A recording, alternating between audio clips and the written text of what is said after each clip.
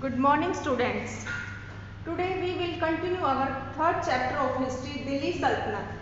We had read about many dynasties like Mamluk dynasty, Khilji dynasty, Tughlaq dynasty, Syed dynasty. अब हम पढ़ेंगे Lodhi dynasty. Lodhi dynasty was the last dynasty of Delhi Sultanate.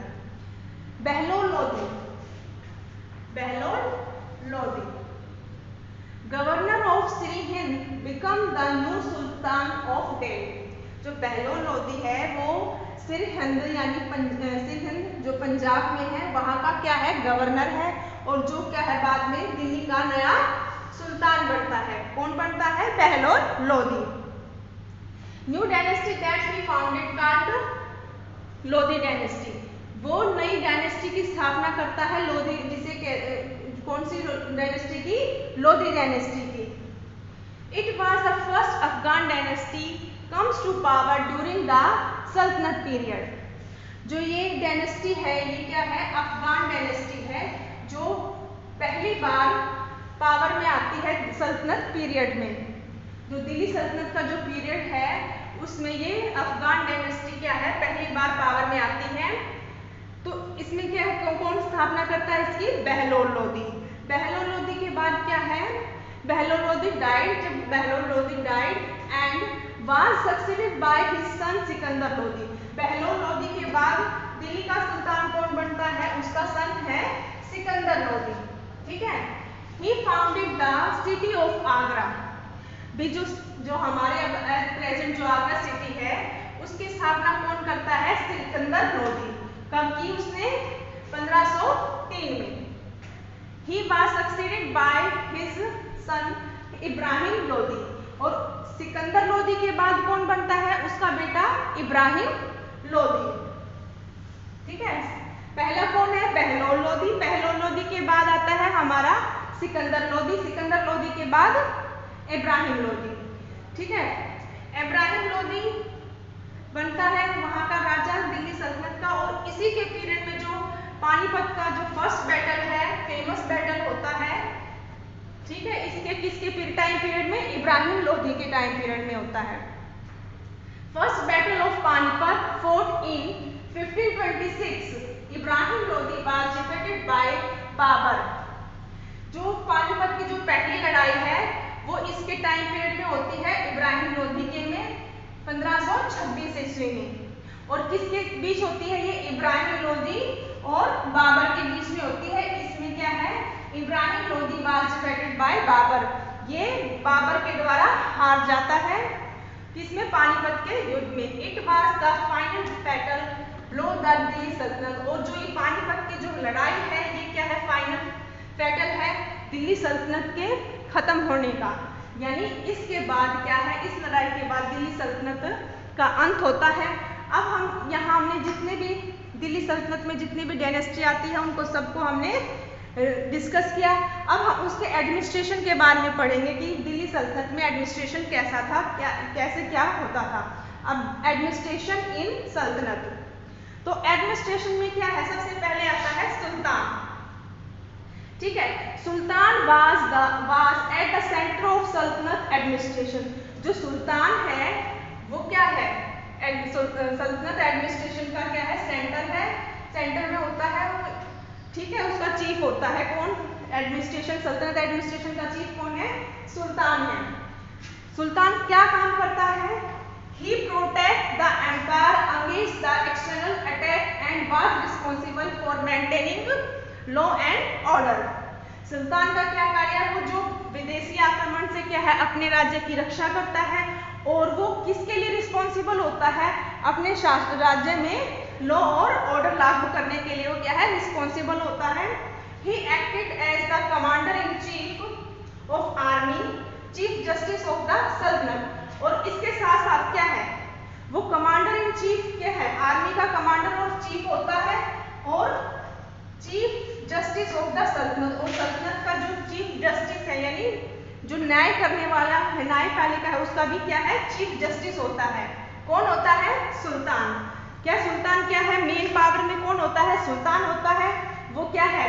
बाहरी आक्रमण से अपने राज्य राज्य की रक्षा करता है और किसके लिए रिस्पॉन्सिबल होता है, लॉ और ऑर्डर के लिए। और इसके अलावा क्या है, commander in chief of army और चीफ जस्टिस ऑफ द सल्तनत। अब सुल्तान के बाद आता है हमारा नोबल्स एंड ऑफिशियल्स। ठीक है, नोबल्स और ऑफिशियल्स में क्या आता है, the wazir and his deputies look after the issues relating to income, expenditure and collection of revenue. ठीक है, जो नोबल्स और ऑफिशियल में क्या था, वजीर और उसकी जो डिप्टीज थे यानी उसके सहायक थे, वो किस चीज का कौन से इश्यूज को देखते थे, जो इनकम, क्या इनकम हो रही है, एक्सपेंडिचर कितना खर्च हो रहा है, and collection of the revenue, और जो कर लगाए गए हैं उनको कलेक्ट करने का काम कौन देखते थे, वजीर और उसके डिप्टीज। अब उसके बाद है द अजीर Mumalik and his deputies look after recruitment of soldiers, their training. यानी सब क्या है, पार्ट अलग अलग डिपार्टमेंट्स में बटे होते, जैसे आजकल है ना नाम होते हैं, ये भी इसका ये काम है, इसका ये काम है, इसी तरह से उनके भी ये इस तरह से डिपार्टमेंट डिवाइड हुए थे। जो वजीर था और उसके डिप्टीज का क्या काम था, जो राज्य की जो इनकम है हो रही है उसके बारे में उसके बारे में देखभाल करना, एक्सपेंडिचर कितना खर्च हो रहा है, और जो रेवेन्यू है, जो लगाया हुआ कर है, उसकी कलेक्शन करना, ये सब काम किसके थे, वजीर और उसके डिप्टीज के। और अजीर Mumalik and his deputies look after the recruitment of soldiers, their training. जो अजीज ए मुमलिक है, नाम है, ये पोस्ट का नाम है, और उसके सहायक है, डिप्टीज है, उसके नीचे काम करने वाले लोग हैं, उनको क्या है, उनके डिप्टीज कहा जाता है। तो लुक आफ्टर द रिक्रूटमेंट, और जो किसकी देखभाल करते थे, जो सोल्जर्स थे उनकी जो रिक्रूटमेंट के बारे में, और उनकी जो सोल्जर्स को जो ट्रेनिंग दी जाती है उनका कार्य कौन देखता था, अजीर मुमलिक एंड हिज डिप्टीज। अब उसके बाद आता है Wakiledar was responsible for looking after affairs to the households of sultan, palaces, guards and personal assistant. ठीक है, जो राजा का भी जो महल का भी कार्य होता था, उनकी जो चीजों के बारे में कौन देखता था, वकीलेदार। उसको क्या कहा जाता था, वकीलेदार। वो किस चीज के लिए रिस्पॉन्सिबल होता था, look after the affairs of household of sultan. जो सुल्तान के जो घर के जो कार्य थे, अफेयर्स थे, जो गृह कार्य थे, उसके किसकी रिस्पॉन्सिबिलिटी होती थी, वकीलेदार की। और क्या है, प्लेस गार्ड्स भी, जो महल के जो गार्ड्स हैं उसके बारे में जानकारी रखना, और पर्सनल असिस्टेंट्स के बारे में कौन रिस्पॉन्सिबल होता था, वकीलेदार। और Amir Hajib was the master of the ceremony of the court at the court and chief qazi headed the justice department. अब जैसे जो कोर्ट है, अब ये कोर्ट के बारे में है, Amir Hajib was the master of ceremony at the court. जो इसका मास्टर होता था, जो कोर्ट में जो सेरेमनीज वगैरह होती थी उसको कौन करता था, Amir Hajib. And chief qazi headed the justice department. और जो जस्टिस डिपार्टमेंट का हेड कौन होता था, चीफ काजी। ठीक है, काजी होता था उसका, चीफ कौन होता था, काजी। जो जस्टिस डिपार्टमेंट के चीफ को क्या कहा जाता था, काजी कहा जाता था। जैसे आज के टाइम में कौन होता है, जैसे हम जज बोलते हैं, उस टाइम में क्या कहा जाता था, काजी।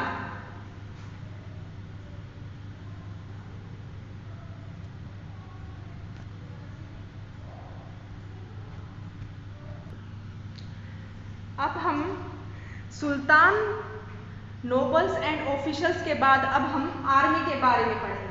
सबसे एडमिनिस्ट्रेशन इन सल्तनत में हमने सबसे पहले किसके बारे में पढ़ा, सुल्तान के बारे में। सुल्तान क्या है, sultan was the centre of saltanat administration. ठीक है, वो सेंट्रल एडमिनिस्ट्रेशन का क्या होता है, सुल्तान सेंटर होता है। और वो क्या करता है, एक्सटर्नल जो अटैक्स होते हैं उनसे अपने एम्पायर की रक्षा करता है।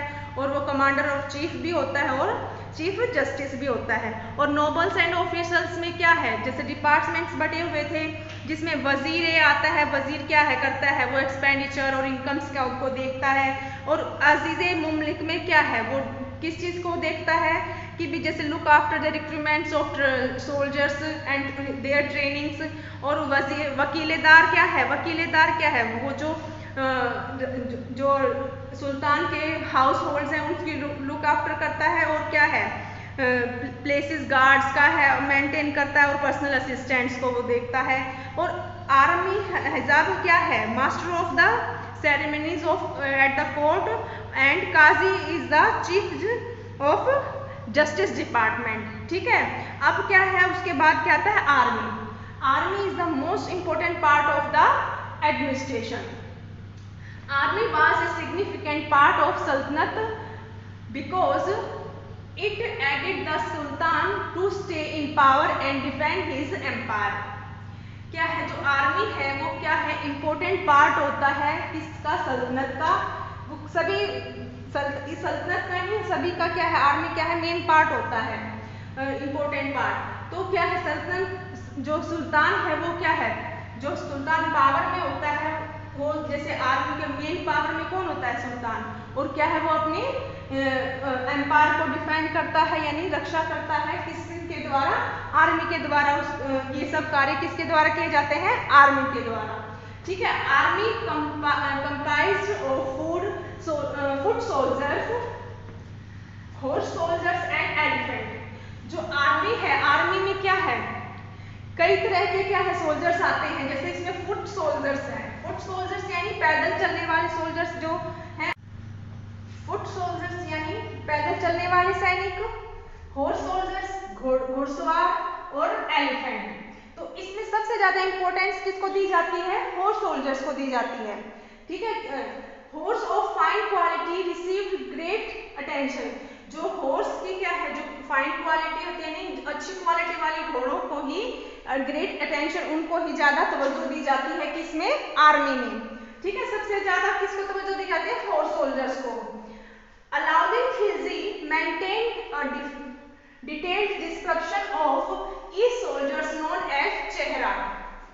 ठीक है, आपने अलाउद्दीन खिलजी, हमने खिलजी वंश के बारे में पढ़ा था। अलाउद्दीन खिलजी जो जिसमें आता है अलाउद्दीन खिलजी, जो अलाउद्दीन खिलजी है उसने अपने आर्मी के लिए बहुत सारे कार्य किए थे, जिसमें वो क्या है, उसने अपनी जो अलाउद्दीन खिलजी ने अपनी जो सेना थी, सोल्जर्स थे, उसको क्या है, एक डिटेल डिस्क्रिप्शन उसको मेंटेन किया हुआ था, जिसको किसके नाम से जाना जाता, चेहरा से। क्योंकि उसमें जो है, जो प्रत्येक जो उसकी सेना में जो सैनिक था, उसकी क्या है, एक डिटेल डिस्क्रिप्शन होती थी, जिसमें पूरा उसका पूरा हुलिया लिखा होता था, और के बारे में बताया जाता था, यानी उसको नोट किया जाता था कि भी हर एक सैनिक के उसमें। तो उसको क्या, उस पत्ती को क्या नाम दिया, चेहरा नाम दिया गया है। ठीक है, जिसमें क्या है, सारे सोल्जर्स की क्या है, डिटेल डिस्क्रिप्शन होती थी। ये किसने किया था, अलाउद्दीन खिलजी ने। ठीक है, और इसके अलावा अलाउद्दीन खिलजी ने और क्या किया था, each horse was branded in his army known as dagh. ठीक है, जो उसकी जो आर्मी में क्या है, जो हॉर्स थे, जो भी जितने भी हॉर्स थे, उनको क्या है, दाग दिया जाता था, उनके ऊपर एक निशान बना दिया जाता था कि भी ये क्या है, आर्मी के भी हॉर्स है। इसमें प्रत्येक हॉर्स को ब्रांडेड इन हिज आर्मी, उसकी आर्मी में क्या होता है, और उसको किस नाम से जाना जाता है, दाग के। उसमें क्या है, प्रत्येक जो हॉर्स था उसको दाग दिया जाता था, उस पर एक निशान बना दिया जाता था, जिससे अलग पता चलता था कि ये किसका, आर्मी का हॉर्स है। तो during his reign land revenue was collected in cash, soldiers were also paid in cash. और उसके जो है, उसके शासन, during his reign land revenue was collected in cash, soldiers were also paid in cash. भी उसके शासन में क्या है, जो लैंड रेवेन्यू था, जो टैक्स था लैंड का, वो क्या है, कैश में कलेक्ट किया जाता था, और soldiers were also paid in cash. और जो सोल्जर्स को जो तनख्वाह दी जाती थी या पेड किया जाता था, उसको भी क्या है, कैश में किया जाता था। जो अलाउद्दीन खिलजी था, उसने ये ऑर्डर दे रखा था कि जो भी है, जो सोल्जर्स को भी और जो है लैंड रेवेन्यू को, सबको किस में, कैश में कलेक्ट करना है, और सोल्जर्स को भी जो पेड करना है, किस में, कैश में करना है, कि नहीं तो क्या है, पहले के राजा क्या करते थे, क्या है, जैसे भी जो भी सोल्जर्स कुछ करता तो उसको क्या है, जैसे कुछ पार्ट भूमि का दान में, जैसे कुछ पार्ट भूमि का दे दिया, या कुछ और चीज भी उसको उपहार के देते हुए कुछ भी, जैसे भी कुछ और चीज दी जाती थी। लेकिन अलाउद्दीन खिलजी ने क्या कर रखा था, उसने क्या किया था, भी soldiers were paid also paid in cash, भी सोल्जर्स को क्या है, तनख्वाह दी जाती थी, किसमें, कैश में दी जाती थी। आज हम यहीं तक करेंगे डिस्कस, आगे